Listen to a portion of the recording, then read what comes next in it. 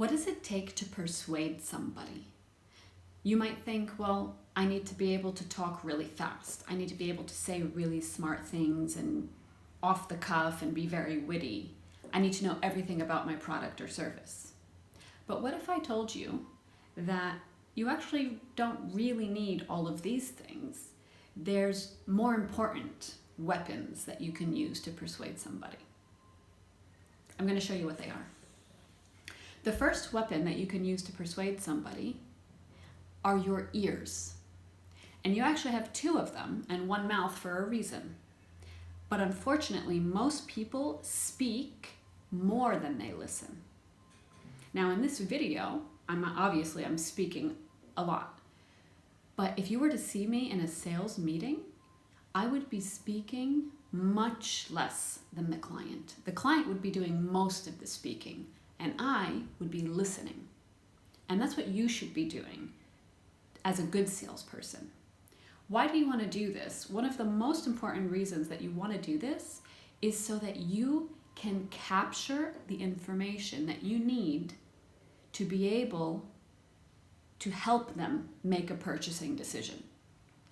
Most people do not want to most people do not want to be sold something, but rather they want to buy. So by finding out what it is that they want and listening very, very well, you'll be able to find these things out. The second thing that will help you persuade somebody is a notebook and a pen. Very basic, and it helps if they're nice as well. Why is this so important? This is actually one of the most overlooked tools or weapons that I've seen among salespeople. Just think back to how many sales situations you've been in where somebody's trying to sell you something and they do not have these weapons. Think about it. Most salespeople actually don't bring a notebook and a pen with them to a sales meeting, which is absolutely insane. It's one of the worst things you can ever do. So if you want to be a good salesperson from now on, you always have a notebook and a pen with you when you're going to meet a client. Why is this so important? The first and the most important reason is you are a human being. And as a human being, there's no way that you can remember everything. You can't. So by writing things down, it helps you keep track of the important things, going back to the listening part, that the client is telling you, so that it will help you later repeat it back to them or use it in a context where you will help them make a purchasing decision. The second reason that you want to have a notebook and a pen with you is because when you are taking notes and your client is speaking, it makes them feel very important, which subconsciously makes them like you more. And people like to buy from people they like. Okay. The third reason that you want to have a notebook with you at all times is because when you are taking notes, it encourages the client to continue speaking. Okay, so you're the client, you're speaking, I'm taking notes.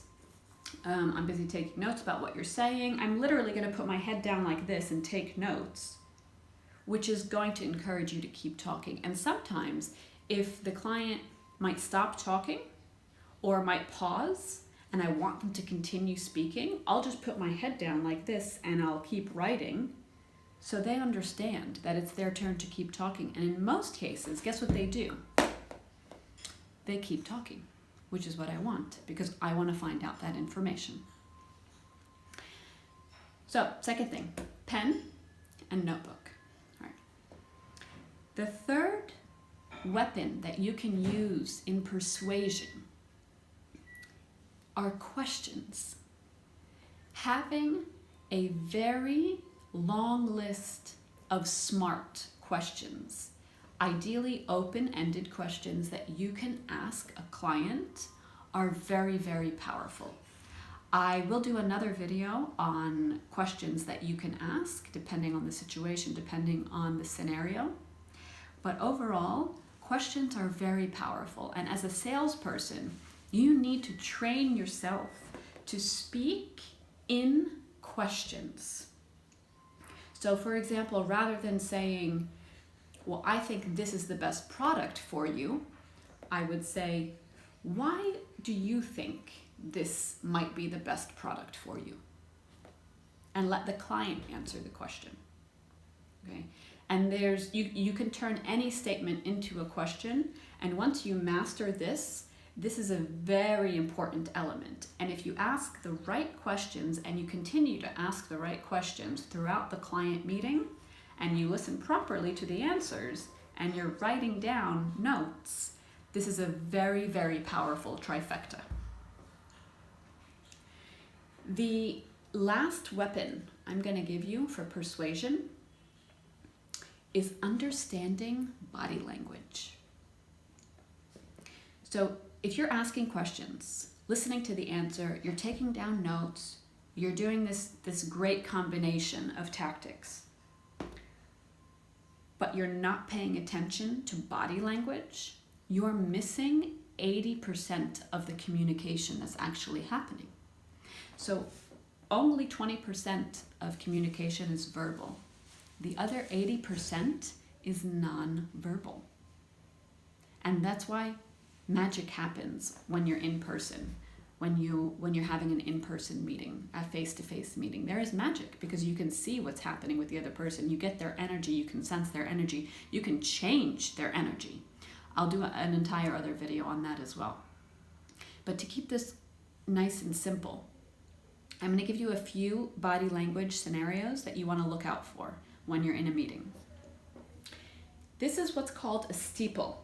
So if somebody is doing this, what this means is that they think that they are smarter or better or of a higher rank than you. And you will notice if you're in a meeting with several people, it will be the top dog that will be doing this. Okay? And now, if you're in a meeting just with one other person and they're doing this, you may want to, depending on where you are in the meeting, you might want to ask them what they're thinking. Because this indicates not only do they think that they know more than you, but that they're quite confident. So you want to know what they're thinking, because this could mean that they've made a decision to a certain extent. Okay. The second body language that you want to look out for is the arms crossed. And you guys have probably seen this in a lot of different scenarios. I will just demonstrate. This is actually very important because, as you know, this means that they don't like you or they don't like what you're saying. But this is very tricky because you have to look at this in context. So for example, if somebody has their arms crossed and they're sitting in a chair that does not have armrests, so for example, I do not have armrests, and if I'm leaning back in the chair, it's just more comfortable for me to do this. But if I have armrests and I'm still doing this, that's very bad. So you, as a salesperson, what you want to do, you want to get me to uncross my arms any way you can.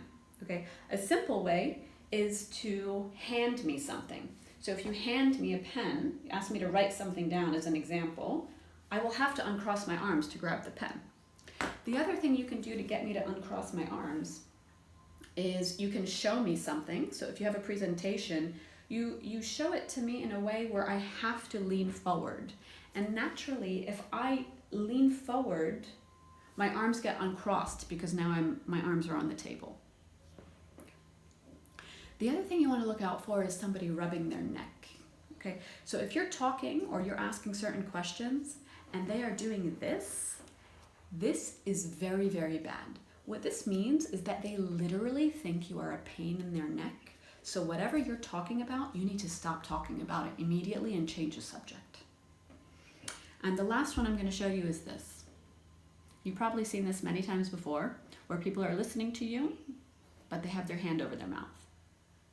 This means that they have something to say, but they're stopping themselves from saying it. And you have to decide, do you want them to speak? Because if you can tell that they don't really like you, but maybe they're not the boss, maybe they're just going to sabotage the meeting, then maybe you don't want them to speak. But if they are the decision maker and you want to know what they're thinking, then you should ask them, what are you thinking? So these 4 tips should help you persuade somebody. Using your ears, using a notebook, asking the right questions, and understanding body language. If you like this video, subscribe to my channel and hit the little bell icon so you can be notified every time I upload a new video.